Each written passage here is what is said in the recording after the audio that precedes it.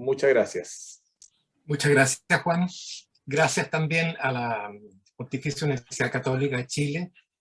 Bueno, y gracias a todas y todos los presentes, ¿no? Yo voy a compartir pantalla porque tengo una presentación que ofrecerles para acompañar un poco el relato. Estoy en eso ahora. Bueno, la verdad de las cosas es que este tema se ha tornado un tanto cliché, diría yo, durante el último tiempo, ¿no? Y se ha hecho bastante conocido. Ha habido una tremenda difusión, ¿no?, en las redes, en internet en general, y bueno, y en la literatura especializada. Por lo tanto, yo presumo que no será novedad para ustedes, ¿ya?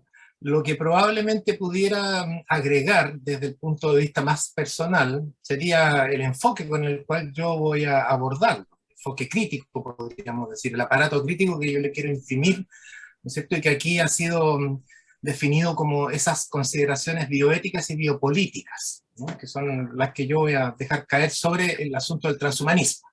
Pero entendiendo que es probable que no todo el mundo conozca el tema, ¿no?, y esté, digamos, en propiedad de él, creo que es prudente que, digamos, me permita describirlo en sus líneas generales, de tal manera de producir la información de base que me permita posteriormente acceder entonces a esa otra dimensión, digamos, de segundo orden, que sería la dimensión más crítica. Y que es en parte lo que la profesora Paulina Ramos, ¿no es cierto?, va a recoger en su comentario. Bueno, el transhumanismo, podríamos decir, es una manera de pensar acerca del futuro de la humanidad que se basa en una premisa bien particular y que tiene que ver con la idea de que la especie humana no sería, digamos, según su forma actual, el punto final de un desarrollo, sino que más bien, ¿no es cierto?, representaría una fase comparativamente temprana. Entonces, los transhumanistas quieren acelerar la evolución humana, ¿verdad?, a través de medios tecnológicos fundamentalmente, suponiendo que hay límites en cuanto a lo que se puede lograr con medios de baja tecnología, como podrían ser, por ejemplo, la educación, o la contemplación filosófica, o el autoescrutinio moral. Y además, a través de otros métodos semejantes como aquellos que han sido propuestos por los filósofos, digamos, más clásicos, con aspiraciones perfeccionistas, como Platón, como Aristóteles o como Nietzsche. O bien por aquellos pensadores que han buscado crear una sociedad mejor y más justa, como la concibieron algunos reformadores, ¿no es cierto?, como del tipo de Marx o de Martin Luther King. Entonces, sin desmerecer lo que es posible lograr con las herramientas de las que se dispone hoy, yo diría que los transhumanistas creen que pueden llegar todavía mucho más lejos.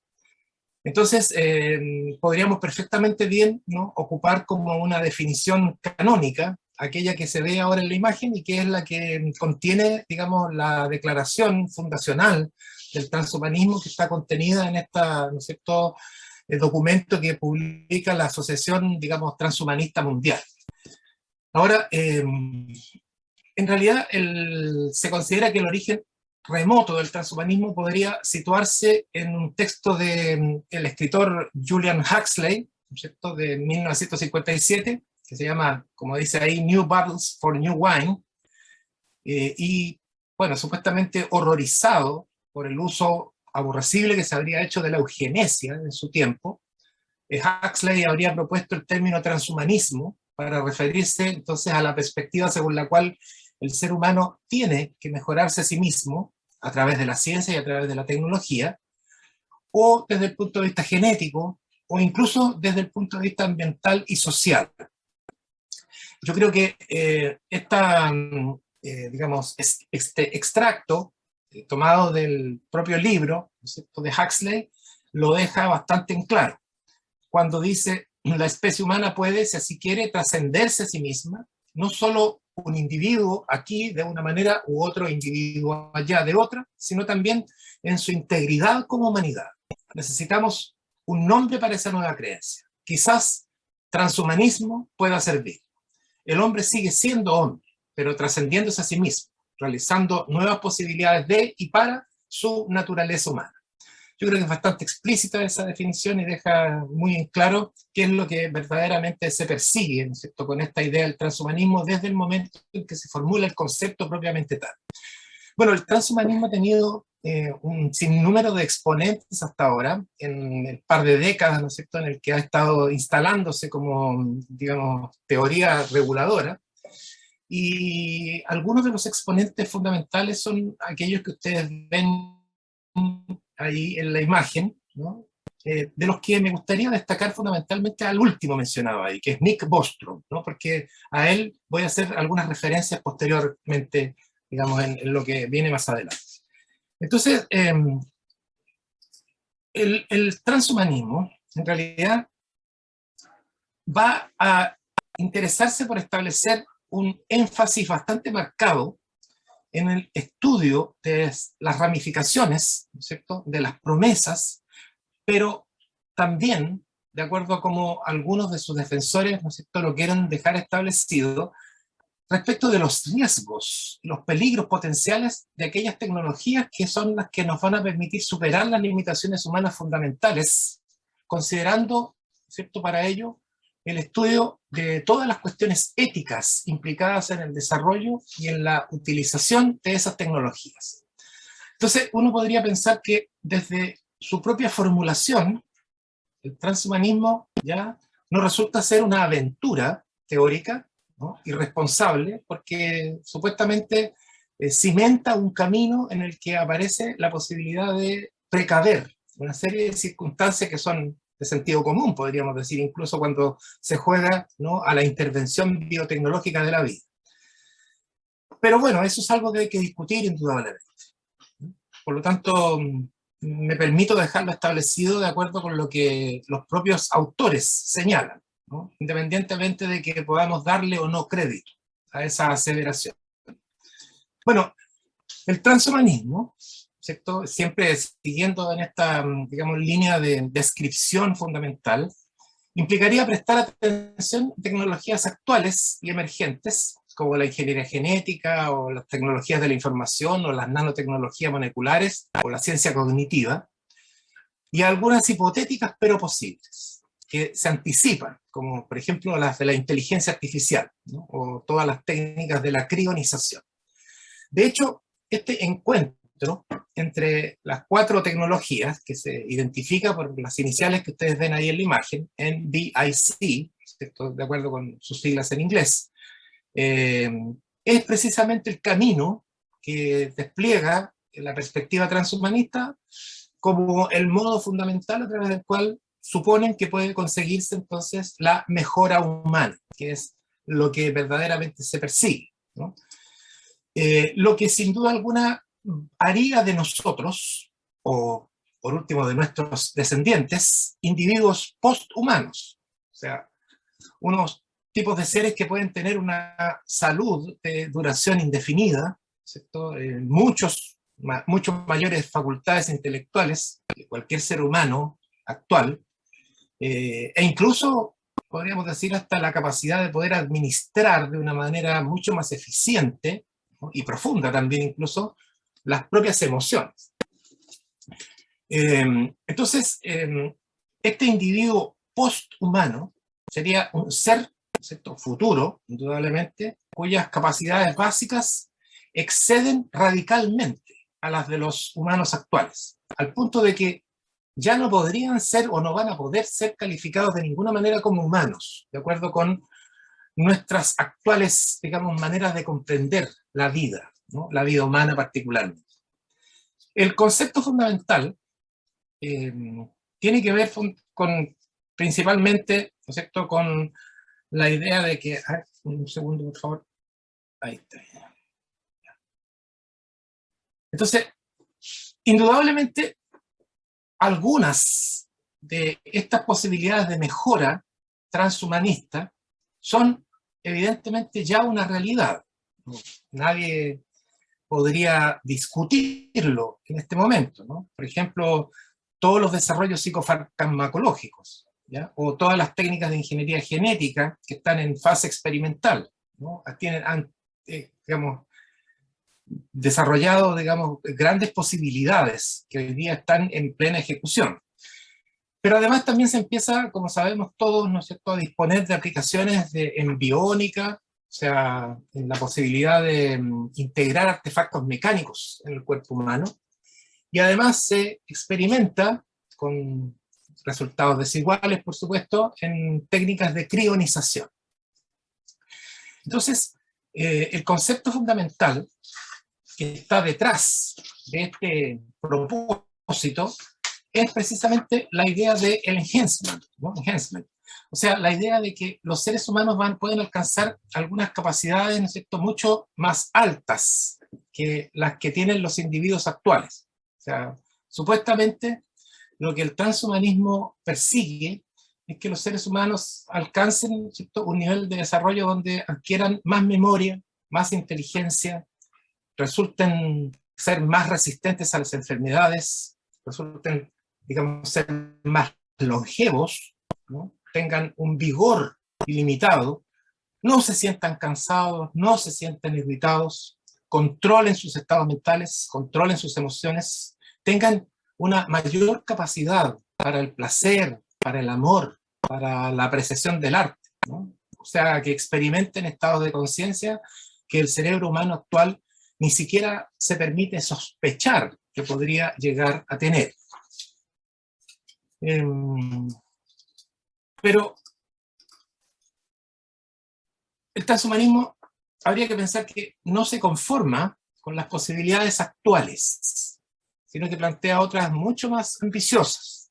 Por ejemplo, ¿cierto?, la curación de enfermedades desde el interior del propio cuerpo, utilizando tecnologías nanorobóticas, o el desarrollo de técnicas de lo que se conoce con el nombre de mind uploading, ¿cierto?, una suerte como de copia de seguridad mental que permitiría evitar la pérdida de información de nuestros sistemas tan frágiles, ¿cierto?, cerebrales de memoria. Entonces, en ese sentido, el transhumanismo entiende que la naturaleza humana es una suerte como de trabajo en progreso, un comienzo a medio hacer. Es decir, que podríamos nosotros perfectamente bien aprender a remodelarnos de todas las maneras que nos resulten deseables. Entonces, según el precepto transhumanista, la humanidad actual no tendría por qué ser el punto final de la evolución. Más bien tendría que considerarse como un simple comienzo, ¿ya? Por lo tanto, esta cuestión alienta, ¿cierto?, una defensa de la tecnología, que sería la herramienta a través de la cual se va a conseguir precisamente ese camino de desarrollo, y además se complementa, ¿cierto?, esta intervención biotecnológica de la vida con la promoción de ciertos estilos de vida, de hábitos o de modelos sociales que son los que colaborarían, por lo tanto complementarían estas mejoras conseguidas a través de las intervenciones biotecnológicas. Ese es más o menos el panorama, ¿no?, dicho en forma muy sintética, escueta. Frente a esta posibilidad, se ha levantado, ¿cierto?, una perspectiva contraria, que es la que ha sido comúnmente conocida con el concepto de bioconservadurismo, por, digamos, lo que implica entonces la posición que ha adaptado el conjunto de pensadores que, en cierto modo, ¿no es verdad?, argumentan en contra del uso de las tecnologías para modificación de la naturaleza humana. Algunos de sus exponentes principales son estas personas ilustres y notables que ustedes ven, ¿no es cierto?, ahí descritos en la imagen, y que, como ustedes probablemente lo conozcan también, ¿no es cierto?, son connotados bioeticistas. Entonces uno podría pensar que, en cierto modo, la posición bioconservadora se identifica, se emparenta, ¿no?, con la bioética. Y ahí es donde aparece la posibilidad, digamos,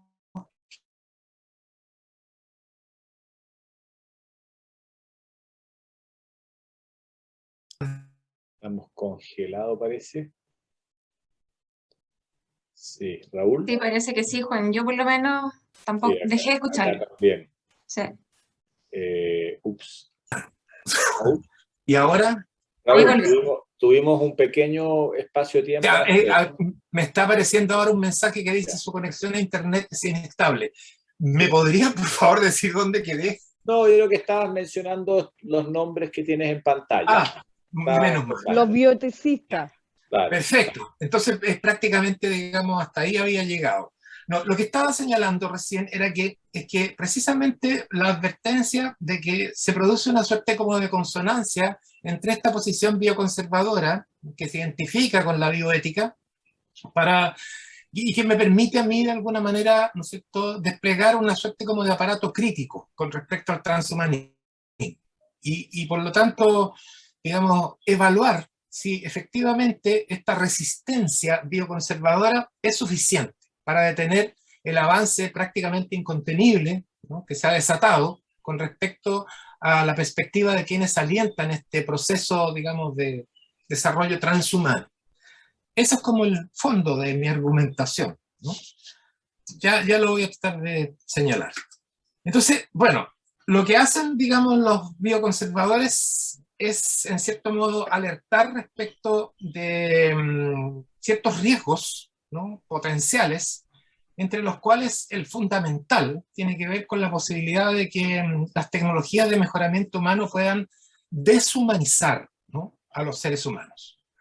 O sea, podrían socavar nuestra dignidad humana, o erosionar aquello que se considera profundamente valioso en el ser humano y que, por lo visto, resulta difícil de expresar en términos de un simple análisis de costo y beneficio, que sería el que supuestamente los bioconservadores, ¿no es cierto?, reconocen que está implicado en la propuesta transhumanista. Entonces, responden frente al transhumanismo suponiendo que la mejor estrategia sería implementar moratorias, ¿no?, limitaciones globales a la promesa de expansión de las tecnologías de mejoramiento humano para evitar ingresar en lo que siempre en la bioética se ha calificado como esa pendiente resbaladiza, ¿no?, que conduce, en este caso particular, a un estado post-humano, pero ya definitivamente degradado. Entonces son dos miedos fundamentales, ¿no es cierto?, los que se están, en cierto modo, manejando acá, y que tienen que ver con el hecho de que el ser humano puede llegar, como dije, a terminar quedando degradado, ¿ya?, y por lo tanto convirtiéndose en un daño para sí mismo, y por otra parte se puede convertir en una amenaza para los actuales seres humanos, porque estos seres humanos mejorados, perfeccionados por vía de las implementaciones tecnológicas, podrían querer establecer un dominio y una supremacía que claramente podría resultar injusta, ¿no?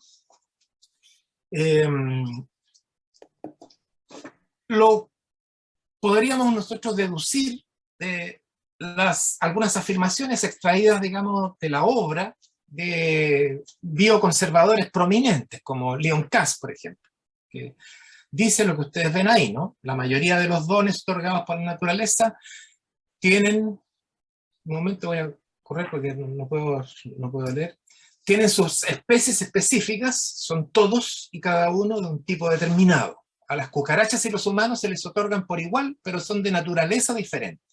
Convertir a un hombre en una cucaracha, como no necesitamos que Kafka nos lo muestre, sería deshumanizante. Intentar convertir a un hombre en más que un hombre también podría ser. Necesitamos algo más que un aprecio generalizado por los dones de la naturaleza. Necesitamos una consideración y un respeto especiales por el don especial que es nuestra propia naturaleza, ¿no? Hay una clara defensa, entonces, de lo que se concibe como una naturaleza humana, que es una cuestión que, bueno, se va a discutir indudablemente.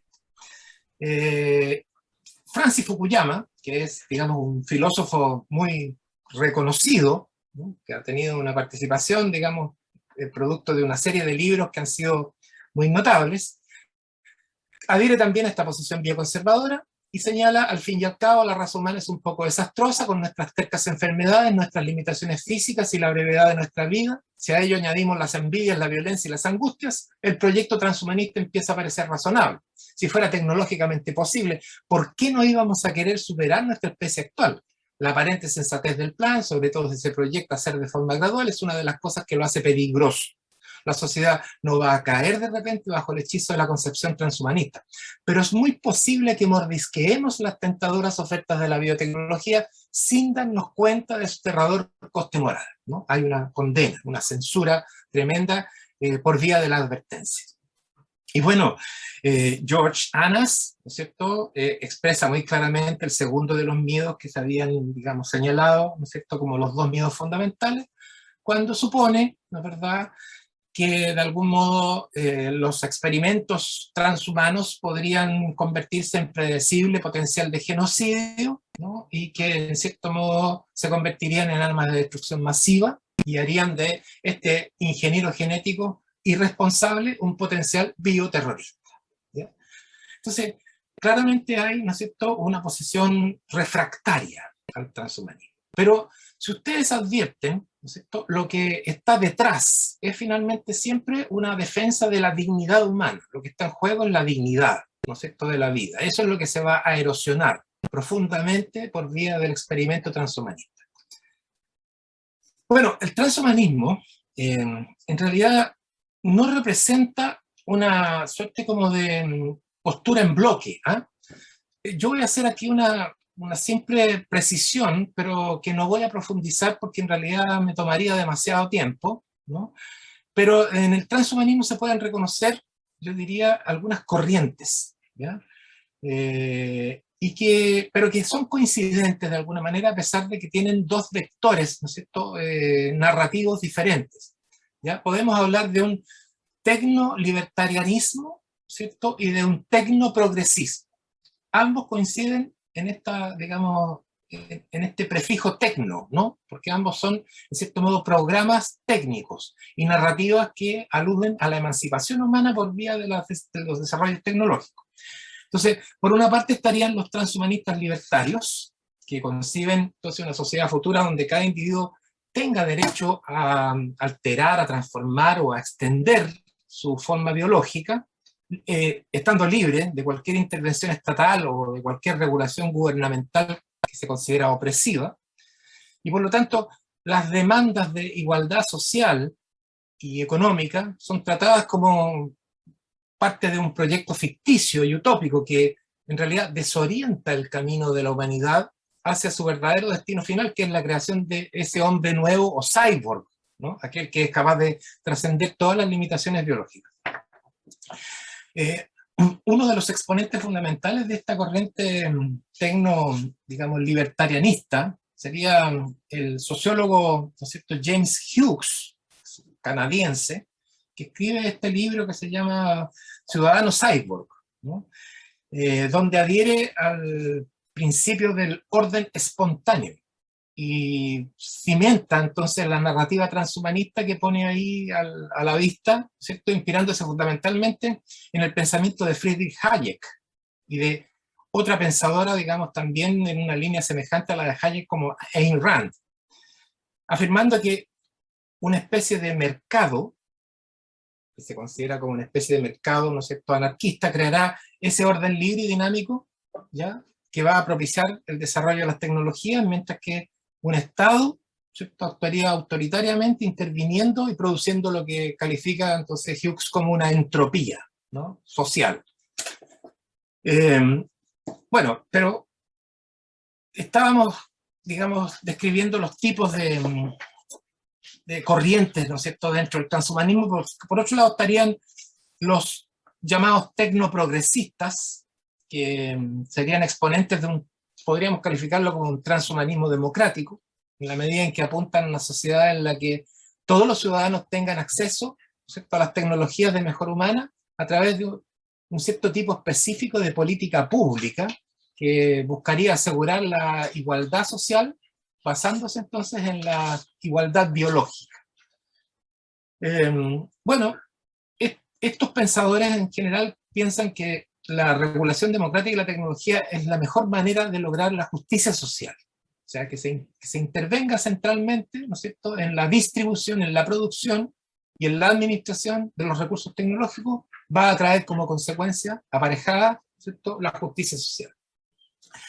Uno de sus representantes principales es el filósofo oxoniense, ¿no es ¿cierto? Nick Bostrom, que es el director del Instituto Futuro de la Humanidad, de la Facultad de Filosofía de la Universidad de Oxford, y es el fundador además de la Asociación Transhumanista Mundial, y que escribe entonces un texto que es muy, digamos, capital para el tema, que es la historia del pensamiento transhumanista, donde lo que hace es, en cierto modo, describir esta cuestión del transhumanismo como una aspiración, ¿no es cierto?, eterna de la humanidad, que se remonta a épocas pero muy anteriores. Incluso supone que ya en el poema de Gilgamesh, ¿no?, el rey de Sumeria, 2700 años antes de nuestra era, ya se habría, digamos, establecido una búsqueda de la inmortalidad, ¿no? Porque un tema fundamental en el transhumanismo por vía de lo que plantea Bostrom es precisamente, ¿no es cierto?, la idea de la inmortalidad y de la senescencia, de la longevidad. Pero eso no es lo único, porque en el medioevo hay una serie de prácticas alquímicas, ¿no es cierto?, que buscaban a partir de la transmutación de las sustancias crear, ¿no es cierto?, este famoso homúnculo en tubos de ensayo, ¿no?, y la producción de esta materia que es la panacea. Serían expresiones más o menos de lo mismo. Y describe una serie de situaciones que están, digamos, contenidas dentro de los experimentos del Renacimiento, posteriormente en la Ilustración, ¿no? Y bueno, y posteriormente también en el siglo XX, ¿ya?, donde hay ejemplos en la literatura, por ejemplo, en las novelas 1984, Un Mundo Feliz, o bien en aquellos ideólogos racistas, ¿no es cierto?, que en cierto modo defendían una suerte de progresismo social por vía de podríamos decir, la preservación del material genético humano, que también tiene que ver, ¿no es cierto?, con la posibilidad de intervenir genéticamente a la vida para poder mejorar a los seres humanos. Entonces, lo que hace el transhumanismo es recoger, en cierto modo, un envío que es muy antiguo en la historia, ¿no?, y sistematizarlo, ¿no?, convertirlo en programa de ideas, pero existe con mucha anterioridad. Eso es un poco lo que está planteándonos Hector Bostrom, a partir de esta descripción que hace entonces de la historia del transhumanismo. Como dije, un tema importante, ¿cierto?, es precisamente el tema del envejecimiento y de la muerte, la posibilidad de conseguir, ¿cierto?, una vida longeva. Entonces, hay un argumento interesante planteado por Bostrom, y que es precisamente un argumento narrativo, y que es la famosa, ¿no es cierto?, fábula del dragón. Yo me voy a permitir leerla, ¿ya? Es breve. Dice así: un dragón gigantesco tiranizaba el planeta exigiendo un tributo en forma de 10.000 hombres y mujeres diarios que había de entregarse para ser devorados. Todos los intentos por combatir al dragón fueron inútiles, de modo que acabaron por aceptarlo resignadamente. Los elegidos eran ancianos, que a pesar de ser en ocasiones las personas más sabias, se consideraba que al menos habían tenido la posibilidad de vivir unas cuantas décadas. Nadie podía postergar su turno, si bien los más ricos conseguían algún tipo de aplazamiento, y los hombres espirituales se dedicaban a consolar a quienes tenían miedo del dragón, prometiéndoles una nueva vida tras la muerte en la que no existían dragones. Otros consideraban que el dragón formaba parte del orden natural de las cosas, y muchos afirmaban que el dragón era beneficioso pues limitaba el crecimiento de la población. Algunos sostenían que era parte del sentido de la vida humana acabar siendo comidos por el dragón. Entonces, claro, esta alegoría lo que hace es, en cierto modo, representar, ¿cierto?, simuladamente el problema del envejecimiento y todas las argumentaciones éticas que de alguna manera, ¿no es cierto?, podemos llegar a sostener para resistir el envejecimiento y para aspirar, por lo tanto, a la longevidad. Entonces, lo que plantea Bostrom es que la fábula es bien alentadora en el sentido de que nos dejan claro que existirían razones morales, ¿cierto?, obvias e imperativas, para que la gente de la fábula se deshaga del dragón, ¿no?, y no tenga que envejecer y morir. Y al mismo tiempo, ¿no es cierto?, se podría combatir el envejecimiento y no aceptarlo resignadamente, como lo hacemos ahora, ¿cierto?, cual si fuera algo inevitable. No tendríamos por qué envejecer. Entonces estamos enfrentados, ¿cierto?, a ese gozne de la historia en el cual podríamos perfectamente bien decidirnos a eliminar el envejecimiento, ¿no?, a reducirlo significativamente, de tal manera de aumentar la cantidad de años de vida, ¿verdad? Porque nuestro conocimiento nos permite abordar esta tarea. Por lo tanto, tendríamos razones morales, imperativas, para deshacernos de la senescencia. Ahora, claramente no se trata de favorecer el aumento de las expectativas de vida per se, ¿no?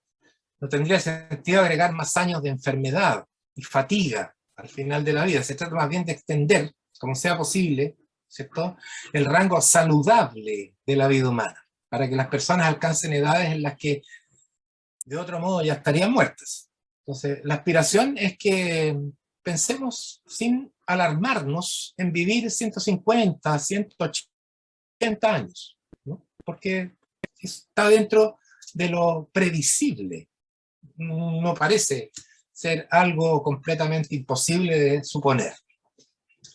En fin, esta es una discusión, ¿no es cierto?, que puede tornarse bizantina, indudablemente, ¿ya? Pero que no deja de tener sentido, porque de algún modo, tal como Bostrom quiere demostrarlo, es una aspiración que está desde el poema de Gilgamesh en adelante, y no ha dejado de asistirnos, ¿no?, como una aspiración, digamos, propia de la vida. Bueno, pero en realidad preocupaciones de este tipo son las que han dado lugar entonces a importantes divergencias en relación con el debate transhumanista respecto de si acaso estas cuestiones tienen un antecedente fundamental en el pensamiento de un filósofo tan importante en la historia de las ideas como Nietzsche, por ejemplo, ¿no?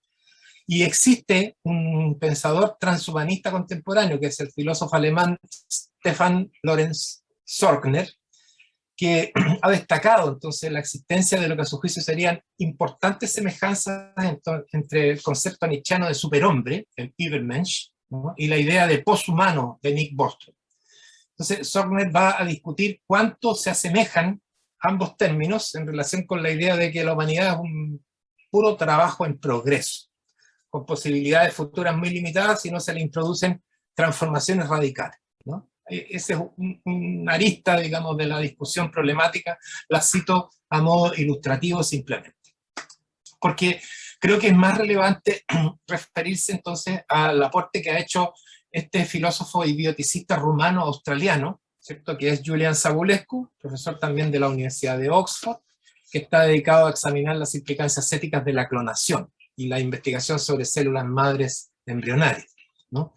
Y que ha trabajado fundamentalmente alentando entonces la discusión con respecto a las decisiones reproductivas, ¿ya?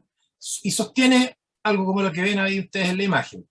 Tenemos la obligación moral de realizar pruebas para detectar la contribución genética en estados no patológicos y de utilizar la información resultante en nuestras decisiones reproductivas, ¿no?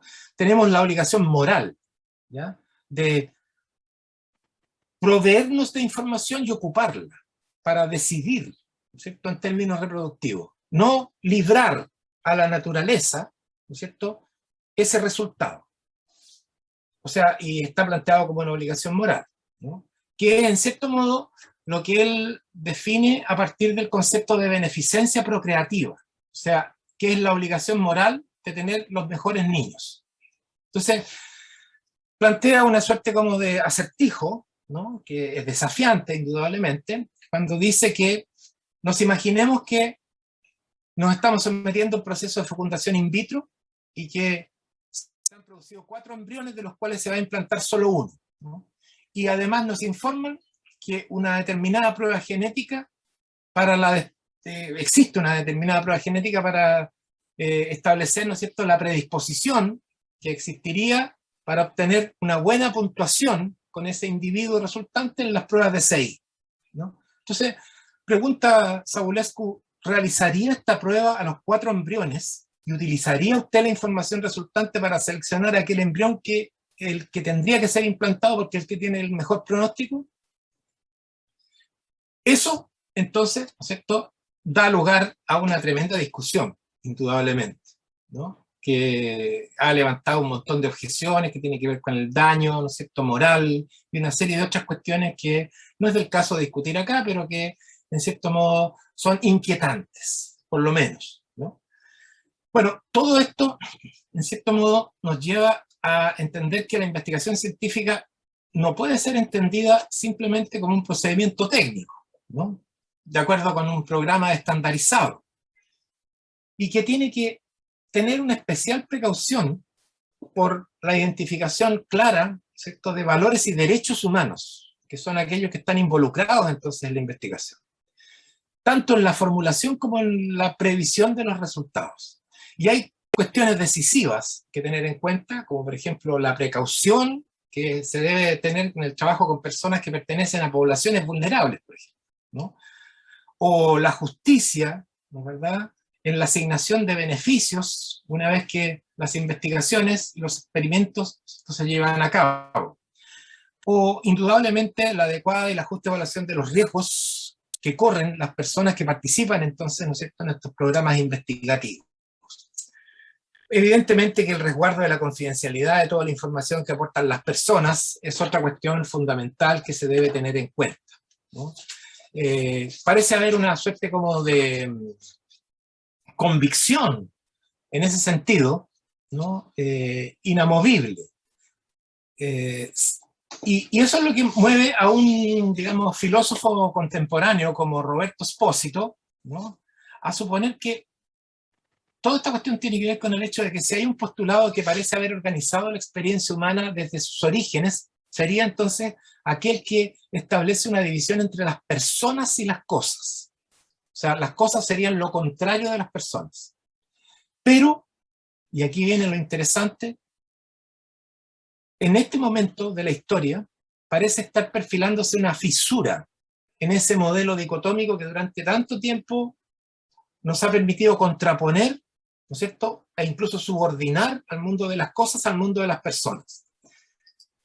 Claro, porque cuantas más cosas, cuantos más objetos tecnológicos se incorporan en nuestras vidas, bueno, cada vez resulta menos posible comprenderlas como simples complementos, ¿no?, de la existencia personal y asignarles un estatuto filosófico de rango inferior.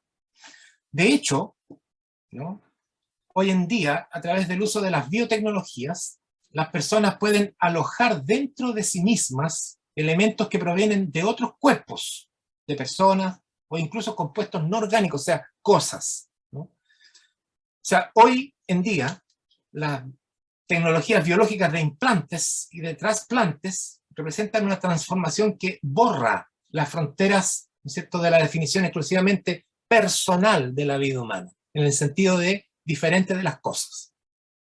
Entonces, el cuerpo humano ahora articula relaciones biunívocas, que son ya cada vez más difíciles de reducir a una lógica simplemente binaria e incluso excluyente, que escinde irreconciliablemente a ambos términos de esta dicotomía.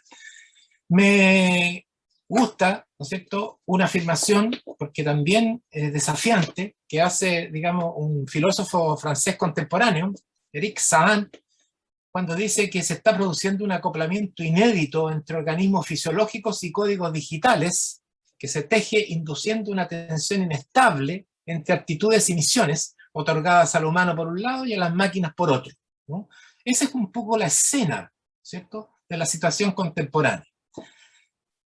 Y parece una escena irrenunciable, porque ese curso de desarrollo está hoy día absolutamente presente, y no sé si decir que se ha tornado prácticamente irreversible, ¿no? Entonces, creo que ese es el desafío que enfrentamos entonces como humanidad, ¿no? Ponerle cara a este problema, que es un problema verdaderamente significativo.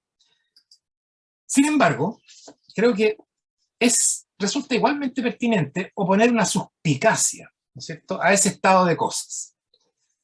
Incluso sin ni siquiera defender la existencia de una suerte de naturaleza inefable del ser humano, ¿no?, o una especie de condición ontológico-moral que le resulte distintiva, ¿no?, en su ser en cuanto persona, que es aquello que los bioeticistas, ¿cierto?, ocupan como argumento fundamental, con lo cual intentan sobreponerse entonces al avance de la perspectiva transhumanista.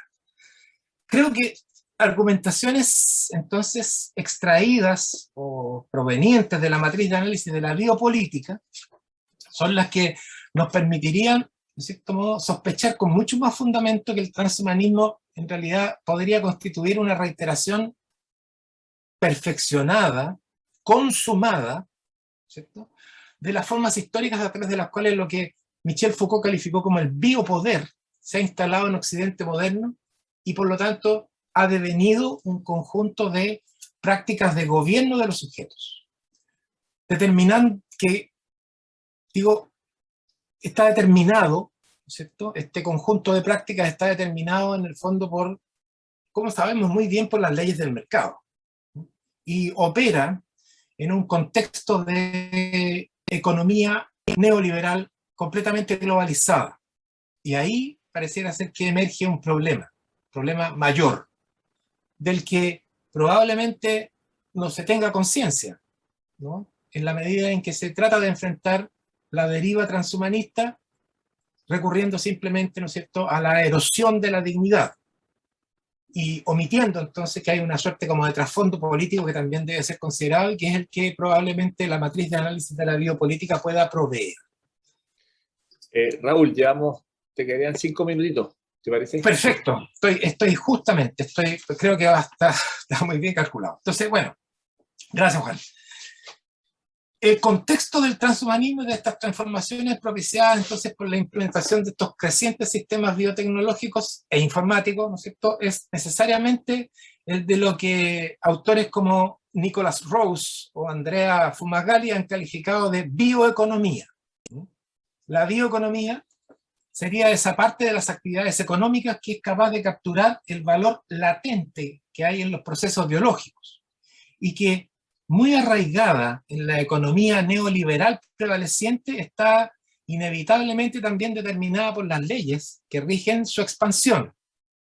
Claro, ¿y por qué? Porque la vida contiene un superávit que puede ser extraído mediante su tecnologización, que puede ser capitalizado, que puede ser almacenado, que puede ser intercambiado, que puede ser puesto a la venta en el mercado e incluso adquirido en forma de mercancía, digo. La bioeconomía operaría en función de una de las grandes transformaciones del presente, que es a la que Nicholas Rose ha denominado la molecularización, con la que busca referirse entonces a ese desplazamiento paradigmático que ha sido experimentado por la ciencia y que ha modificado sus escalas de representación de la vida, que han pasado del nivel molar, con el que históricamente habían trabajado y con el cual habían figurado y conocido a lo viviente, desde hace muy pocas décadas, digamos, a una nueva configuración epistemológica que ahora se sumerge en el nivel molecular, ¿no? Razón por la cual también su estilo de pensamiento se ha tornado exactamente igual de molecular. Entonces podríamos decir que un proceso irreversible de, yo lo he calificado de migración ontológica del humano, está en progreso, y que todas las precauciones y moratorias que la ética de la ciencia, sustentada en el principio bioético superior de la protección de las personas, se afanan en establecer para detenerlo u orientarlo mediante la instalación de un criterio regulador, se empiezan a perfilar como un esfuerzo finalmente un tanto vano, ¿no?, estéril, fútil.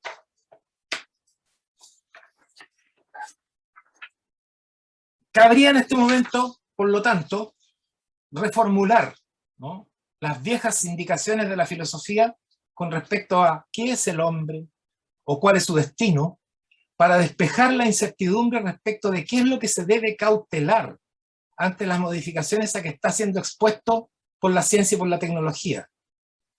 Yo diría que, eso sí, sin recurrir al expediente canónico de la división categorial que se ha establecido o se ha querido establecer entre las personas y las cosas, que es cada vez más difícil de sostener en el contexto de desarrollo de esta nueva forma de la actividad económica que es la economía contemporánea de la vitalidad.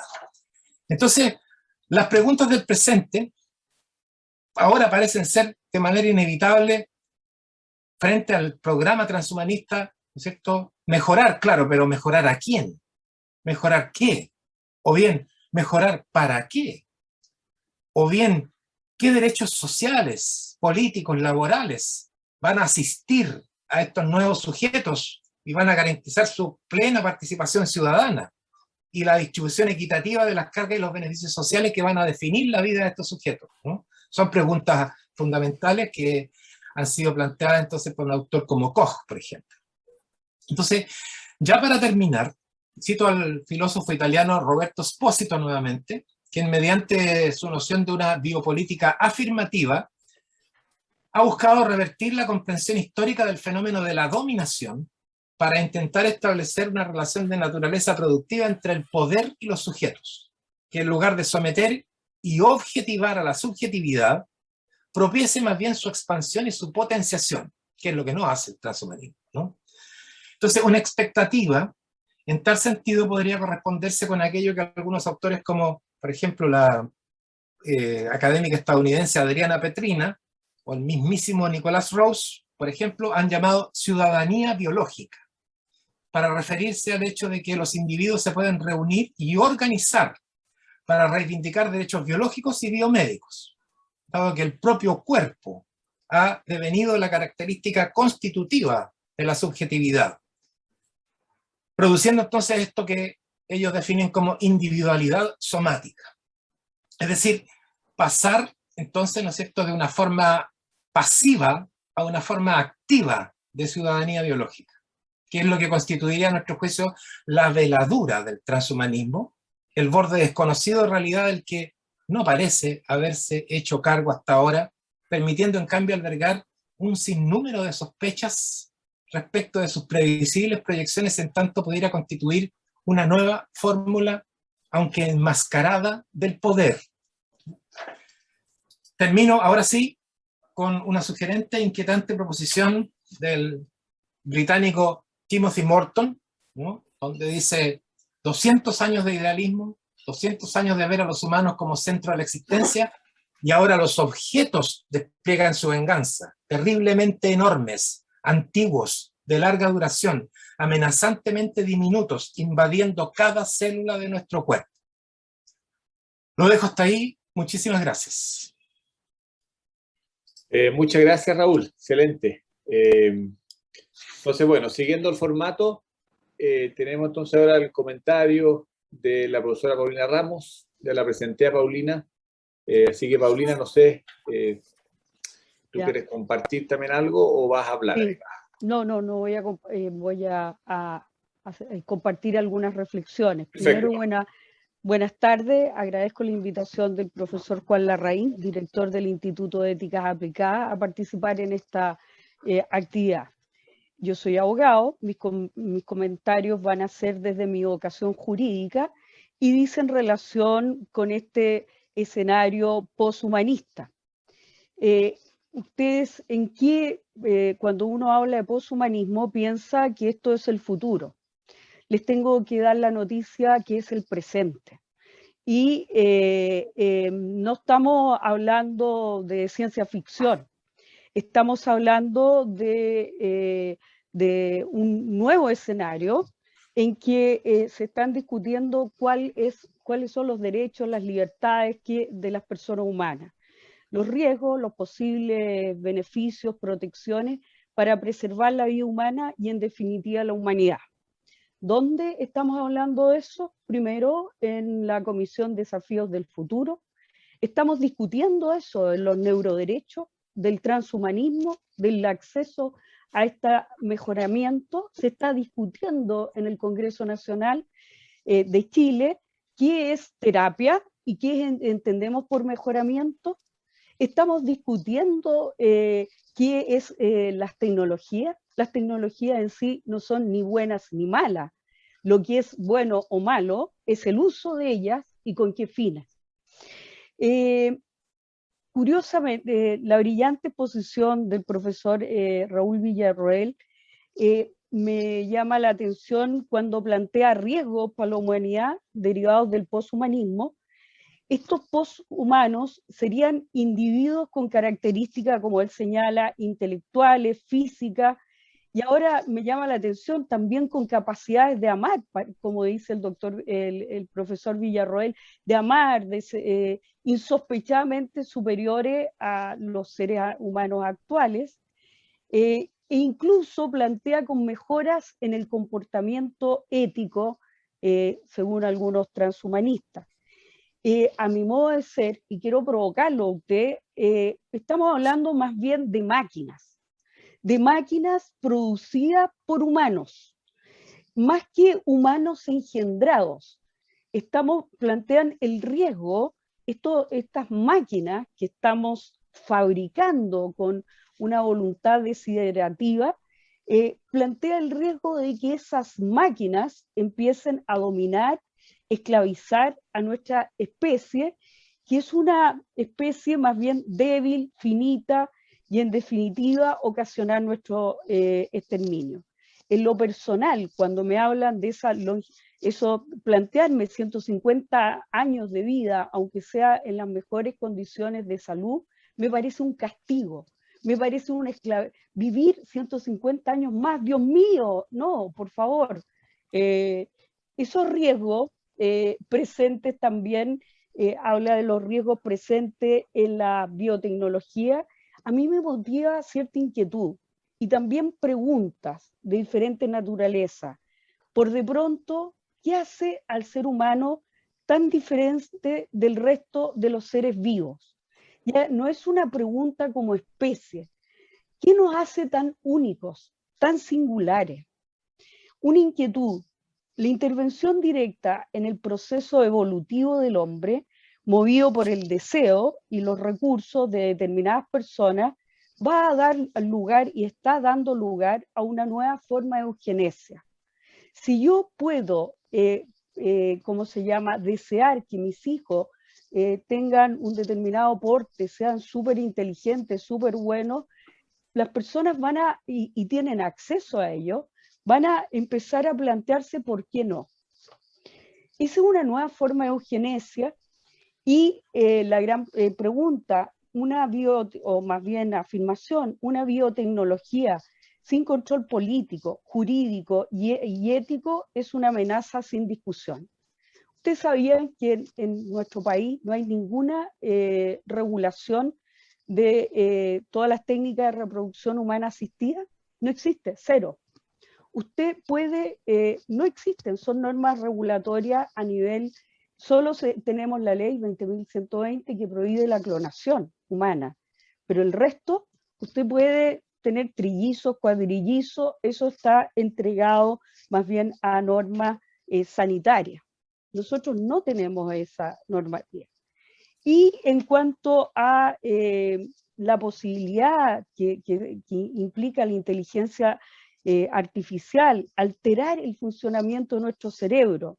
En cuanto al cerebro humano, y aquí les voy a contar, siempre me llama la atención, desde inicio de esta época no son los estados, no son las universidades, no son los laboratorios, sino que son las grandes empresas como Google, Facebook, junto con estados como Estados Unidos, China y Rusia, quienes están invirtiendo miles de millones en una competencia similar a la carrera espacial. ¿Para qué? Para lograr el conocimiento del cerebro, pero también la manipulación de nuestro cerebro, para hacer que compremos determinados productos o para inducir votos ingresando a nuestros centros de decisión, e inclusive al permitir que nos introduzcan en nuestros recuerdos o nuestros propios pensamientos, nuevos pensamientos. Esto que parece ciencia ficción es realidad. Es notorio que la obra de ciencia ficción muchas veces se han adelantado los descubrimientos de la ciencia, abriendo la posibilidad de nuevos paradigmas.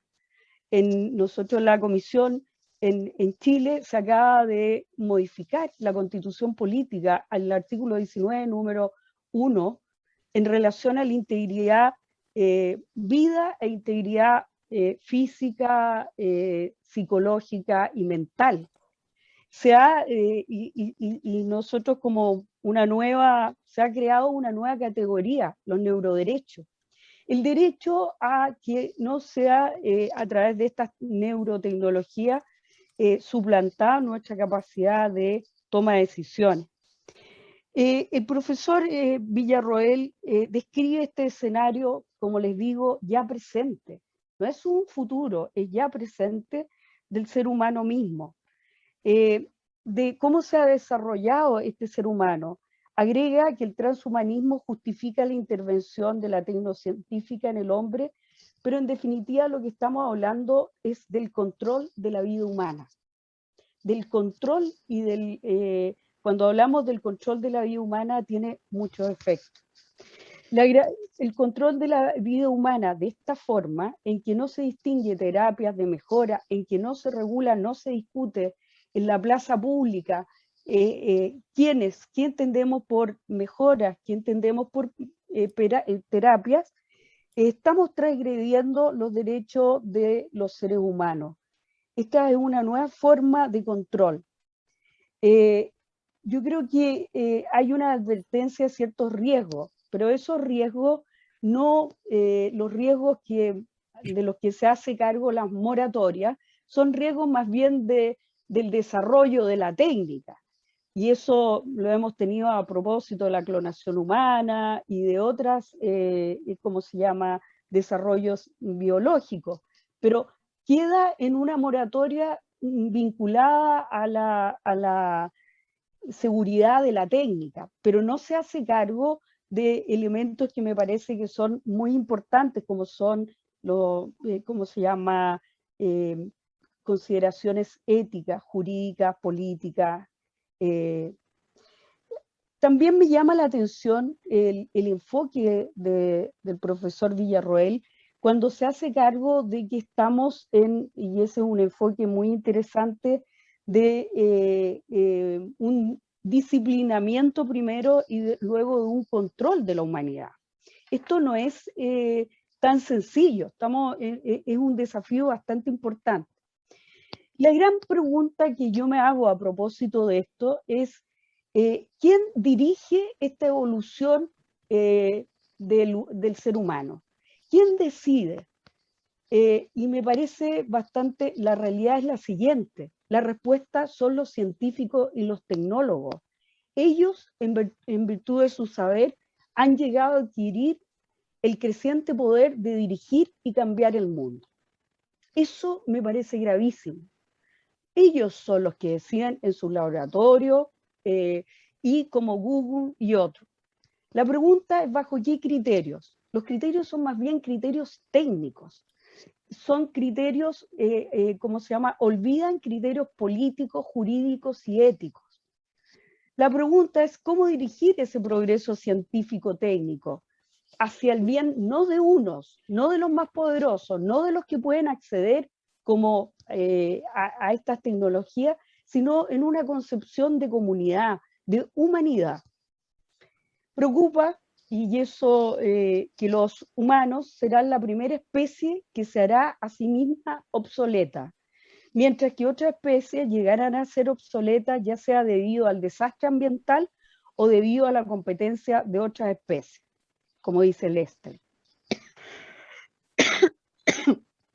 Si bien la aspiración, de perfeccionamiento es intrínseca a la naturaleza humana, desde el fuego y el hacha, el humano actual, y esa es lo que quiero dejar, ojalá instalado en usted, el humano actual al parecer se descubre inferior a las máquinas que ha fabricado.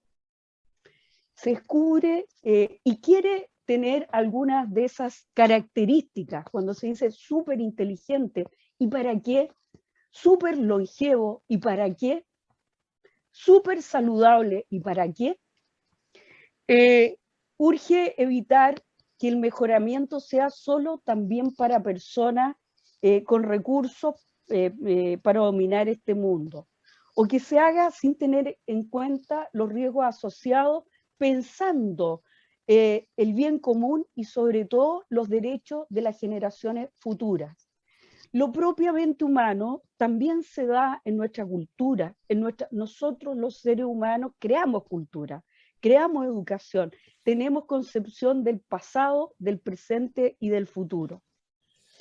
Debemos, y aquí comparto con el profesor Villarroel, evitar que las personas seamos transformadas en unas máquinas que sirvan únicamente a intereses privados y a las fuerzas desbocadas del mercado o también de la dominación. Que los grupos también, y me parece muy interesante lo que plantea el profesor Villarroel, que los grupos e individuos ampliados en sus capacidades sean tratados según sus rendimientos. ¿Cómo tratamos? Sería otra forma, esta nueva especie que del poshumanismo sería una máquina. Creo que estamos frente a una eugenesia positiva, liberal, que tendría como consecuencia la acentuación de las desigualdades sociales. Los pobres no solo serían desgraciados en la lotería social, sino además condenaría a sus hijos a una ulterior desgracia, la de la lotería natural, o al menos no podrían garantizarle las mismas oportunidades genéticas de las que sí dispondrían los hijos de las personas socialmente afortunadas. ¿Cómo solucionar este virtual conflicto? Parece ser más complicado que predecir lo que estamos viviendo. De pronto es preciso admitir que el Estado no puede permanecer totalmente al margen de esta cuestión, en vista de los virtuales efectos adversos que una mejora genética dejada totalmente en manos del mercado tendría sobre las cuestiones que por lo menos a mí y a muchos nos atañe, que es el concepto de justicia. De hecho, no es preciso especular sobre dicho futuro eugenésico para advertir que el mercado por sí mismo no garantiza un equitativo acceso a la salud. Baste con observar nuestra realidad. El estado de cosas nos encomienda... Dos minutitos más, Paulina, ¿sí te parece? Ya, gracias. Una importante responsabilidad, la de tomar las riendas de dicho progreso a partir de una reflexión de determinación de los fines. ¿Para qué ese progreso? Vuelvo a hacer la pregunta, ¿qué hace al ser humano tan diferente del resto de los vivos, tan único, tan singular? Su finitud, su vulnerabilidad. Yo creo que es la cultura, la educación, la humanidad. ¿Qué tal es, y la pregunta para el doctor Villarroel, una de las tareas más urgentes, dice, de la bioética moderna es elaborar un complejo marco normativo? Creo que nosotros ya debemos estar discutiendo ese marco normativo, no solo a nivel nacional, sino a nivel internacional. La creación de animales humanos y no humanos, radicalmente modificados, ¿cuál es el estatuto que le daremos a esos animales y a estas nuevas personas? Muchas gracias. Pues muchas gracias, Paulina. Excelente. Raúl, no sé si tú quieres reaccionar con algo muy breve para que así después, porque hay muchos comentarios en el chat y estoy seguro que hay muchas preguntas. Si quieres reaccionar con unos 3 minutitos, porque para dar la oportunidad a los comentarios. Claro, por supuesto. Mira, yo quisiera, digamos, plantear una suerte como desafío. Tengo bien presente, digamos, la mayor parte de las consideraciones que ha hecho la profesora Paulina, y me estimula muchísimo pensar, digamos, esta suerte de desafío que deja planteado, ¿no? Sobre todo hacia el final, al modo de una pregunta. Yo creo que se puede resolver pensando, recurriendo a un concepto de un, digamos, epistemólogo contemporáneo que se llama Philip Kitcher, ¿no? Y que establece la noción de una ciencia bien ordenada, ¿no? Well-ordered science, y que en cierto modo alude a la idea de una ciencia democrática, ¿no? O sea, una ciencia sometida al escrutinio público. Vale decir que exista, ¿no es cierto?, una trama ciudadana que sea capaz de empoderarse y hacerse cargo entonces de las decisiones científicas de tal manera de que se conduzcan hacia el interés común, porque sin duda alguna la ciencia, ¿no es cierto?, se ha emancipado y ha adquirido un camino propio en función de la satisfacción y el cumplimiento solo de sus fines particulares, y opera dominada entonces por este criterio bioeconómico, en la medida en que puede extraer ese superávit, ¿no es cierto?, que yace en la vida misma y que puede ser comercializado. Por lo tanto, yo creo que la escena, ¿no es cierto?, del desarrollo biotecnológico, biomédico actual revela claramente que no hay ninguna posibilidad, ¿no es cierto?, de que haya control social de esa actividad, pero debe haberlo, sin duda alguna, porque de otro modo, ¿no es verdad?, el panorama se puede perder, ¿cierto?, perder el rumbo claramente. Entonces, yo respondería así muy brevemente, ¿no es cierto?, recurriendo a ese concepto de una ciencia bien ordenada, una ciencia democrática sometida al escrutinio público. Bueno, muchas gracias, Raúl, Paulina. Entonces ahora tenemos un espacio, tenemos 20 minutitos completos para que quienes quieran preguntar a Raúl, eventualmente también a Paulina, por supuesto. Hay una mano levantada. Ricardo, ¿quieres plantear tu pregunta? Ricardo Moreno. Pues está. Hola, ¿cómo Dale. estás? Súper interesante, todo es un tema complejo. Entonces, como que la pregunta que yo quiero hacer es como una cosa en el fondo, en que si no sabemos qué es lo que es el ser humano, ¿cómo sabemos qué es lo que es un poshumano? ¿Cómo lo vamos a definir? Y una cosa, pensando en términos de la biología y de la evolución ha ido en pos del cambio del contexto de la biología, y ahí se cambia, o sea, hay una sincronía entre lo que es el ambiente y lo que es la especie. ¿Cómo usted entonces visualiza este poshumano y cuál sería el contexto de su ecosistema? O sea, porque yo supongo que, igual que ahora, una especie para que sobreviva, ¿no es cierto?, que no es que sola, es dentro de un ambiente. Mira, yo creo que es muy interesante la pregunta porque me permite, ¿cierto?, recordar algo que yo dije probablemente solo de paso en la exposición y que tiene que ver con esta, digamos, conceptualización que plantea Nicholas Rose respecto de lo que él define como molecularización, ¿no? La idea de que efectivamente, ¿cierto?, ¿qué es lo humano? Lo humano no es esa entidad constituida, ¿cierto?, molar, que habría sido reconocida por la biología hasta hace algunas décadas atrás, ¿no? Con la emergencia de la biología molecular, efectivamente se ha accedido a un plano de infinitesimalidad, y por lo tanto la vida, ¿no es cierto?, en cualquiera de sus expresiones, incluida la humana, es esa estructura, ¿no es cierto?, de nucleótidos. Eso es la vida, ¿no? Sobre eso se, digamos, actúa. Esa es la visión que se tiene, digamos, de la humanidad, ¿no?, en una descomposición en elementos fundamentales constitutivos. Entonces, no hay vida molar, hay vida molecular, y ese es el riesgo, ¿no? Porque en definitiva, al entrar, ¿no es cierto?, al acceder a la vida a partir de esa dimensión molecular, aparece la posibilidad entonces de la bioeconomía, ¿no? Porque es allí donde se genera, ¿no es cierto?, el rendimiento y la productividad económica, porque en la medida en que se administra esa constitución molecular, se genera un programa de mercado. Entonces, ¿qué es lo que es el transhumano? Bueno, la administración perfeccionada, consumada, ¿no es cierto?, pero así, milimétricamente planificada de esa molecularidad, ¿no? Si hoy día eso está aconteciendo en el nivel de lo humano, con mayor razón va a acontecer en el nivel de lo transhumano.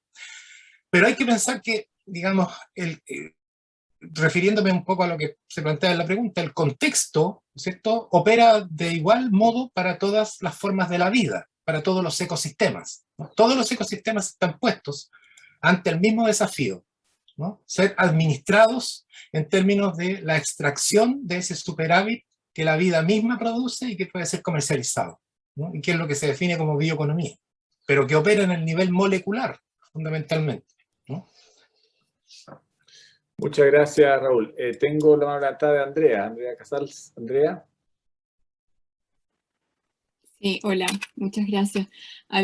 Muchas gracias, profesor Villarroel. Es un gusto escucharlo y leerlo, que me suele asustar la filosofía, así que es un gusto, verdaderamente.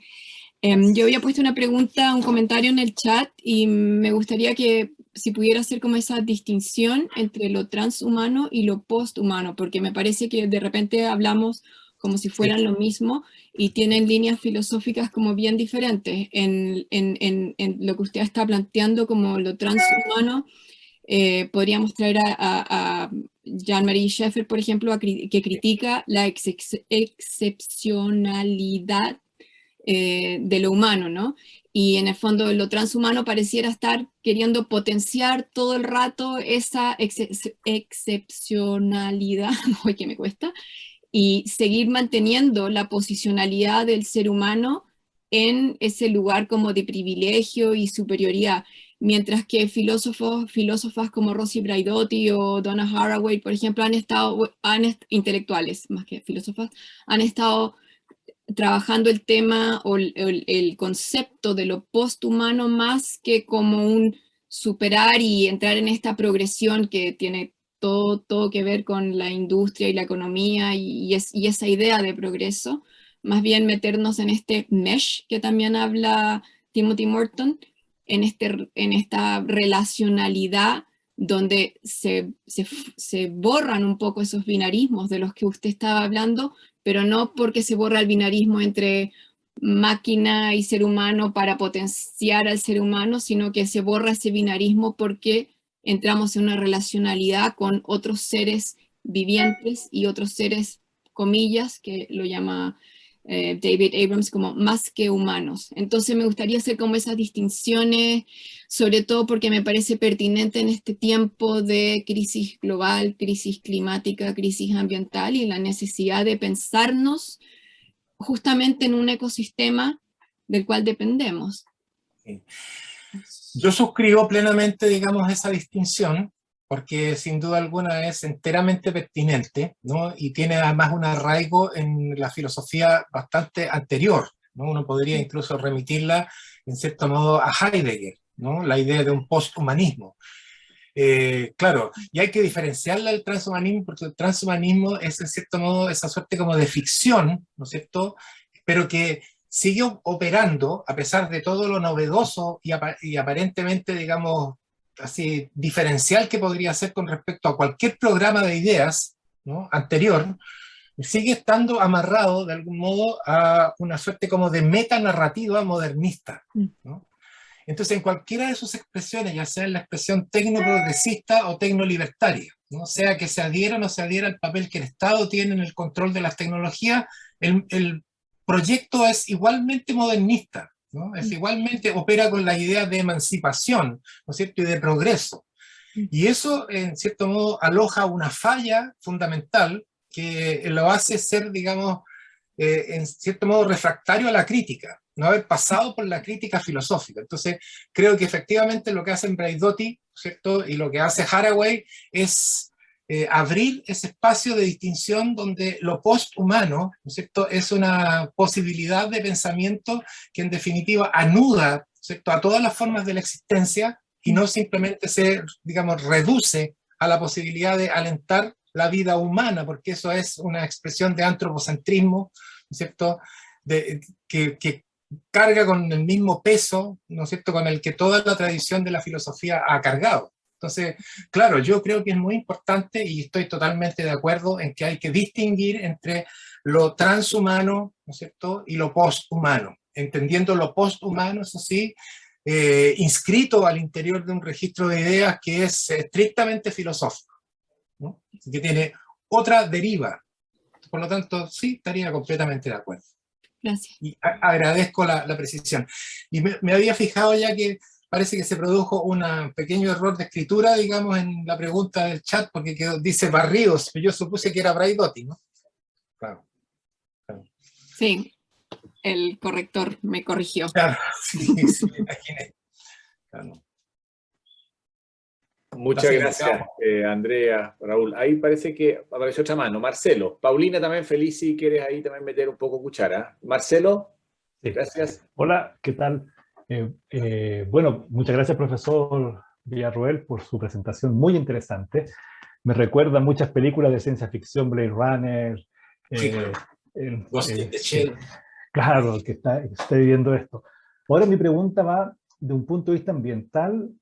¿Cuán ligado está todo este movimiento a una visión capitalista y de tecnociencia que se lleva, que parte en la época de la modernidad tardía, en los años 1800, 1850, en el sentido de que, por ejemplo, hoy día la solución al problema ambiental, que hay una crisis grande, ¿cierto?, muy, muy grande, se está planteando por medio de la tecnología y la ciencia. Es decir, no se toca la visión capitalista a través, por ejemplo, de crecimiento, de un bajar el consumo de forma global, sino que la solución se toca principalmente por una transformación tecnológica. Y lo interesante que sería un transhumanismo en la naturaleza, es decir, transformar la naturaleza, restaurar la naturaleza, modificarla con tecnología para que siga sirviendo básicamente a los deseos capitalistas del ser humano, en el fondo. Entonces mi pregunta es básicamente esa: ¿cómo la visión capitalista nos ha llevado a esta proyección transhumana de un futuro transhumano, en el fondo? Y otra cosa también que quería destacar, que si uno mira, yo hacía reflexionar que tal vez este transhumanismo viene de antes. Hoy día ocupamos prótesis, ¿cierto?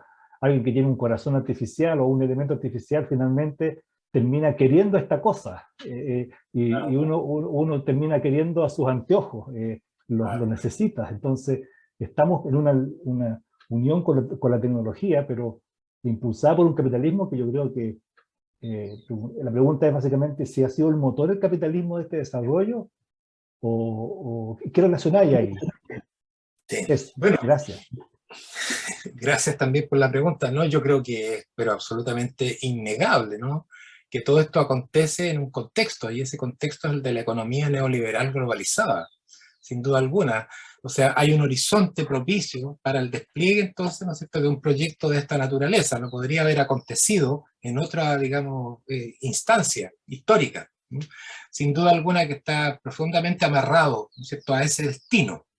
Entonces, yo creo que hay un montón de puntos ciegos, ¿no?, cosas que no se ven, escotomas que finalmente acontecen precisamente por esta suerte como de ibris, ¿no?, que domina el programa de ideas transhumanistas, la creencia así, pero acrítica en que efectivamente es posible mejorar a los seres humanos, no conformarse simplemente con operar desde el punto de vista terapéutico, sino que acceder entonces al nivel de la perfección, ¿ya?, al perfeccionismo, porque tenemos la capacidad de poder, digamos, resolver las enfermedades, ¿ya? Lo que no podemos hacer es mejorarnos, ¿no? Independientemente de que no tengamos estado patológico alguno.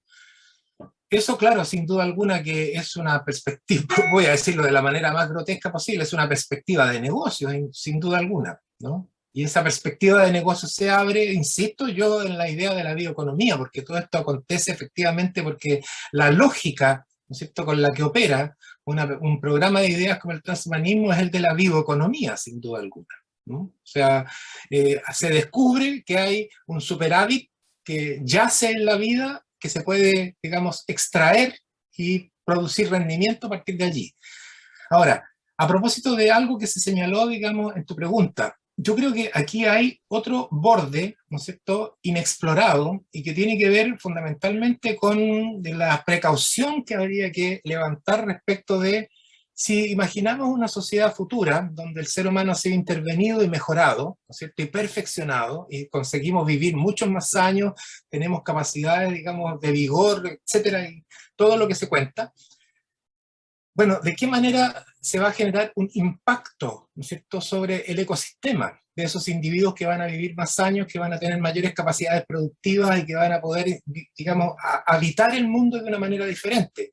Si hoy día, con limitado, ¿no es cierto?, el alcance limitado que tienen nuestras capacidades actuales, estamos produciendo semejante daño como el que todos nosotros conocemos, ¿de qué magnitud irá a ser el daño que van a producir estos seres humanos mejorados? Eso, al menos hasta donde yo puedo dar cuenta, no aparece considerado por ninguno de los autores que se hacen cargo del transhumanismo, ¿no? Me parece que es una falla, pero grave, ¿no?, porque la dimensión, ¿no es cierto?, ecosistémica es fundamental, porque estos seres humanos mejorados van a vivir en un ecosistema, sin duda alguna, ¿no? Perdón, yo Sí, Paulina. quisiera agregar que en este momento a nivel latinoamericano y sobre todo a nivel europeo se están haciendo encuentros, vamos a tener un encuentro parlamentario, etcétera, para regular esto, para que no sea una, como dice, no entreguemos a una ciencia democrática. Es más que una ciencia democrática, es plantearse qué es lo que queremos preservar Y es un tema, de repente lo veo cuando ustedes lo comentan, como de una decisión muy personal. No se ve todo el sentido comunitario, no se ve todo el sentido generacional. Son todas como decisiones, tengo los recursos, escojo como quien escoge. Se habla de que no son cosas, pero las palabras que usamos, los adjetivos que usamos para referirnos a esta persona son propios de las cosas. Y eso me parece que es un tema que debiéramos como discutir, ojalá siguiéramos discutiendo aquí. Los invito a que sigan la discusión que tenemos en este momento en el Congreso a propósito de la inteligencia artificial, que Google está muy enojado con que en Chile se pretenda regular la inteligencia, las plataformas, y que veamos en ese momento todo lo que ustedes están diciendo se está discutiendo en la Comisión Desafío del Futuro. ¿Cuáles son los límites? ¿Cómo queremos preservarnos? Que no quede solo en una discusión antropológica, filosófica, bioética, sino que llegue a la plaza pública. Lo mismo que estamos discutiendo en este momento, se está discutiendo en la comisión que se llama, la comisión de la constituyente, que se llama Ciencia, Innovación, Cultura. Creo que es una responsabilidad de todos ustedes y de todos nosotros de llevar estas discusiones a los que toman las decisiones, que nosotros lo hemos mandatado como para que tomen las decisiones políticas y sociales. Y muchas gracias. Gracias, Paulina. Me voy a permitir hacer una última pregunta, ya que soy el moderador, o una reflexión, pero ahí también para ver la reacción de Raúl, de Paulina. A ver, cuando yo escucho todo este asunto del transhumanismo, que incluso a veces eventualmente parece ciencia ficción, y siempre discutimos en base a propuestas medias bastante revolucionarias, del mind uploading o cosas como bien fáciles de identificar que producirían grandes cambios, pero mientras tenemos toda esta conversación, día a día van cambiando las cosas. No tengo claro si para bien o para mal, pero si ponemos dos indicadores, por ejemplo, expectativa de vida, bueno, en los últimos 100 años, a grandes rasgos, se ha casi duplicado, podríamos decir así, números gruesos, 45 a 90, digamos, y va como empujoncitos, ¿cierto? Yo podría predecir en base a eso que quizás en los próximos 50 años podría llegar a 110 años, no sé, no creo que sea, sin recurrir a ninguna cosa así como que identifiquemos como que estamos, si hablamos de legislación o regulaciones éticas, mira, eso no lo hagamos porque eso va a producir algo extraño, digamos, algo que va contra la dignidad humana, pero mientras tanto, producto de un progreso, no sé, como medio natural, así como de a poquito van pasando cosas, ¿cierto? No sé, si lo miramos en el deporte también, los rendimientos deportivos, vamos a dejar de lado la trampa, ¿cierto?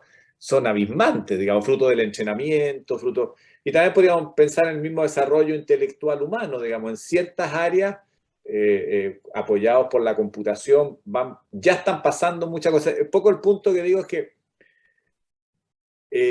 como que no tenemos la capacidad del análisis de este pequeño aumento pasito a pasito, si se puede decir, que va produciendo cambios, pero que no pareciera que está en este análisis y que, insisto, no sé si es ético o poco ético, que casi sin querer queriendo, sin un diseño rimbombante de transhumanismo, quizás la medicina nos va a permitir vivir 110 años en los próximos 50 años.